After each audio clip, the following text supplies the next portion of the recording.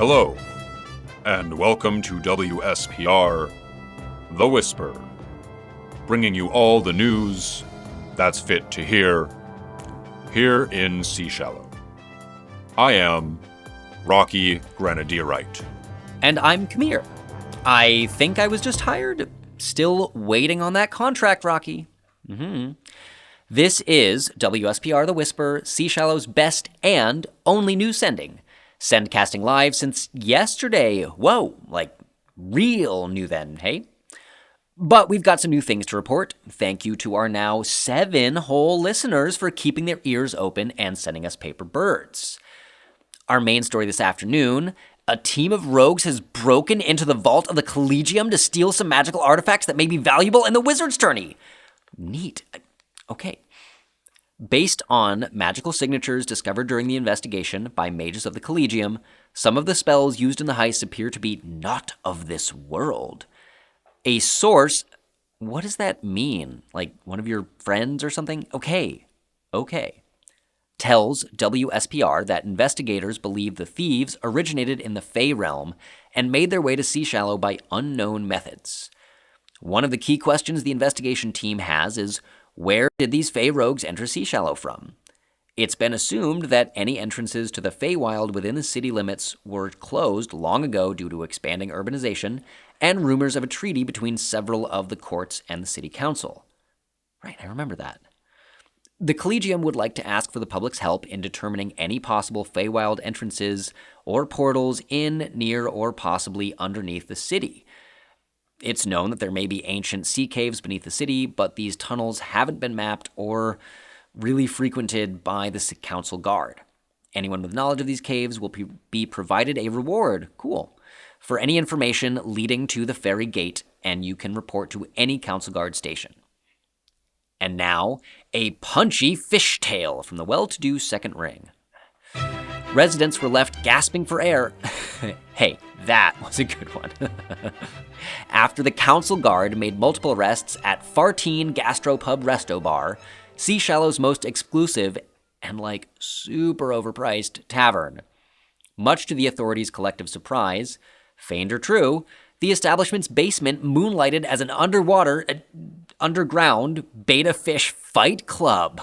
Famous brutes of the fish world, beta fish are known for their scrappy demeanor and propensity towards battling it out with any other beta fish they catch in their sights. They're also quite pretty, which I'm sure delighted those wealthy ne'er-do-wells. Unfortunately, the council guard transported the fish out of the basement in the same tank, resulting in a net loss. You'd think they would know better. Kamir, less editorializing, please. Have we or have we not gained listeners in the 2 hours since you hired me? Thought so. Okay, following that quote from the Association of Noble Bankers of the Archipelago, we at WSPR, seriously, Rocky, what is with this we? It's me and you, but okay. We at WSPR decided to ask a few more of our Fair Cities residents what they thought about the Lucky Barmaid's 5 gold piece windfall and its effects. A representative of Stormforge Armories confirmed the banker's statement, telling us, "This unrestrained growth of the wages of the working class serves only to drive up costs of living for all of us. No, I don't see a contradiction in Stormforge's latest profit reports. By the way, you haven't seen a very expensive fish, have you?" Whatever. Worth noting here, I think, that Stormforge Armories, along with most of Seashallow's businesses, are all enjoying record-breaking profits during the weeks leading to the Wizard's tourney. Prospero Rumble 86 of the Third Ring simply replied, "How do I get 5 gold pieces?" before hurrying off on his way to work at an artificer's shop. "Well, I think the bankers are very trustworthy. Yes, I do work for Bank of the Archipelago. Why?" Said Clink of the Coins, or Coins, 35. Zaggerg Mudhead, a kobold who approached us to offer some wares for sale, replied, "Those profiteers are like strangling innovation, man. Hey, want to hear about my plan for magical, currency to replace gold?" When we informed him of our activities. Mrs. Lamari Oladell, 297 of the Fourth Ring, said, My son has been gainfully employed for months now and only made a single gold piece. This is a travesty. When will the council do something about it? Hello, thank you so much for listening to our wild and wacky tales. Fenner here, just asking you to apply your support to us in the form of leaving us a 5-star review on our podcast platform. Of course, follow us on social media so you never miss a release date, and maybe, tag us in some pictures that remind you of us. That's at The Roll Report Cast.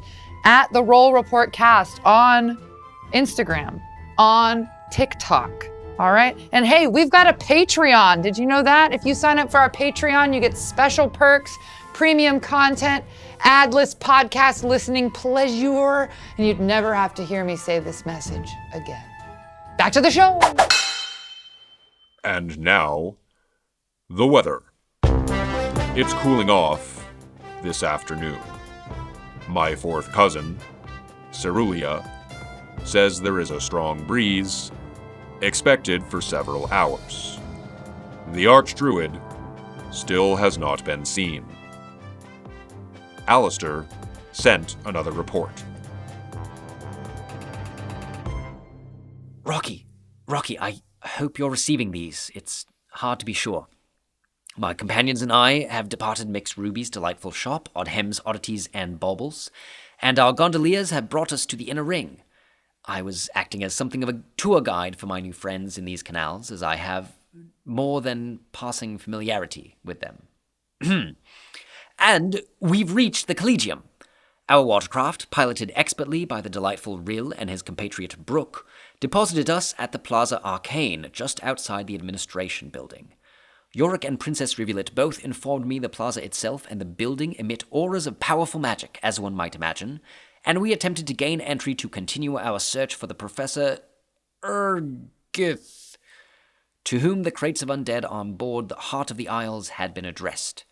We were met with one of the Collegium's legendary Bettys, who began enrolling the princess as a student while Yorick and I endeavored to gain access via magical subterfuge. Betty saw right through us, but she was willing to aid in our investigation when we revealed the true nature of our visit. Once more, as I always said, proving that the truth shall win the day. As the wizard Gregory took Galen and Princess Rivulet on a tour of the building, Yorick, Betty, and myself availed ourselves of the Collegium's records room and were able to identify one intended recipient of the boxes full of undead. Now, until we at WSPR are able to verify more of this developing story, I cannot in good conscience reveal this information to our listeners. The recipient we identified, who I can say is a professor of the Collegium, indeed, deserves the benefit of the doubt until proven beyond reason, and WSPR shall remain committed to telling the whole truth and nothing but. We rejoined our compatriots After learning this, Betty led us to where we rejoined. What the deuce? I seem unable to accurately describe what happened next. Rocky, see if you can research the Collegium itself, please. The building?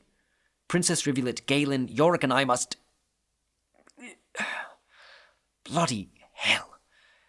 I hope I can reach out again soon. That's not good. Come here. Go to the Collegium. What? That's way far from here. It'll take forever. Here, just let me give my friend a call. Will you sign out or off or whatever? Send us a paper bird if you want to cover the tourney. I need you to go Purchase receiving stones from Miss Schuyler in the third ring. Okay? Come here! Okay.